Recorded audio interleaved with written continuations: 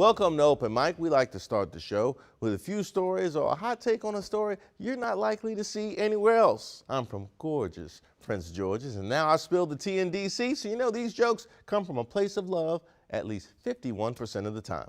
Let's start things off in VA, where the Department of Motor Vehicles has launched a new website in the hopes of making in-person DMV visits easier by putting forms people commonly use on the front page so people can fill them out before they come in. Hey, DC, you are on notice, and not just about the gambling, although you definitely on notice about that too.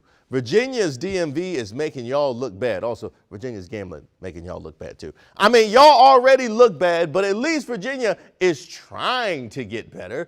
This, by the way, is a nice start, VA. But y'all have a long way to go to make the DMV less nightmarish. Maybe, I don't know, add some video games people can play while they sit and wait for their turn. High score gets all the points removed from their license. I should trademark that one. Even better, this website should tell you when the employees with the bad attitudes take the day off. That would be really helpful. I know those long waits are almost guaranteed, but when the wait ends with somebody miserable actively trying to ruin your day, that's the real reason people hate the DMV. By the way, they should have consulted me when they were planning this website, because clearly I am full of great ideas. I would have done that for free just to make the world a better place. I'm that benevolent. This next story is from right here in D.C., when the National Museum of African American History and Culture held a block party on the National Mall Saturday to celebrate the one-year anniversary of the release of their hip-hop anthology. Now, as the official Museum of Blackness, they had to get this right.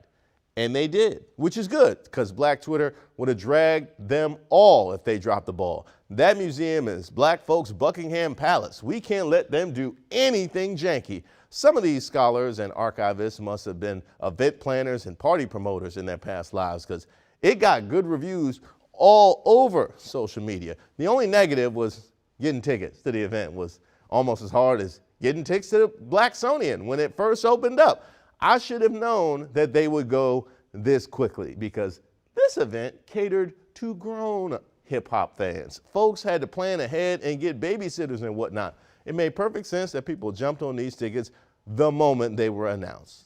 Plus, the event was free, which just happens to be my favorite word.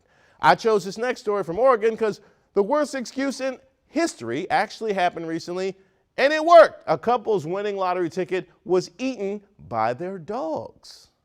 Officials at the Oregon lottery say a dog ate a winning lottery ticket. Yeah. Wow. The lottery received a letter with a torn up ticket and a picture of two dogs. And the couple says they left the ticket out and the puppies got to it. They knew it would not, they wouldn't be able to be checked at the store, but they thought that it was funny and they wanted to share the story. So turns out the ticket was a winner, guys. What? Wow. Yep. And the lottery gave the family their $8. Wait a minute, $8?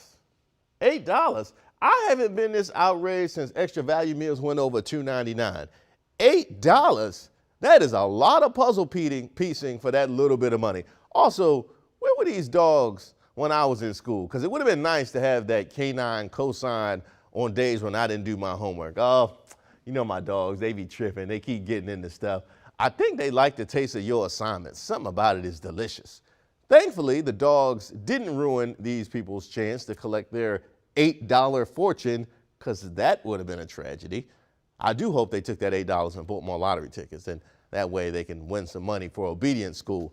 Let's head to Kickstarter for this last story, where a creator named Namesake is raising money to produce a Karen action figure. Yes, they gave Karen a blonde bob cut and a Live, Laugh, Love t-shirt. By the way, I love that attention to detail. And of course, every villain story needs a hero, and Namesake has thought of that too. Behold, the natural nemesis of all Karens, Joe the manager. When I said the natural nemesis of all Karens, y'all gonna say, I thought he was gonna say black people, didn't you? Hey, I'm keeping you on your toes. The bulk of Karen activity relies on having a manager to call. So Joe is a good choice for an arch rival. He is the Batman to her Joker. That is actually a bad comparison, because Batman is a billionaire and Joe works retail, so he can't use a utility belt to get away from Karen rants. He clearly needs this job. He's got no choice but to weather the pumpkin spice storm. My favorite story, by the way, come on. You know it's got to be the Karen dolls, simply because I know somebody's going to write a letter and complain that I use the term Karens, which is completing a very meta cycle of Karenicity. Plus, they're way short of their goal, and I need this product in the world.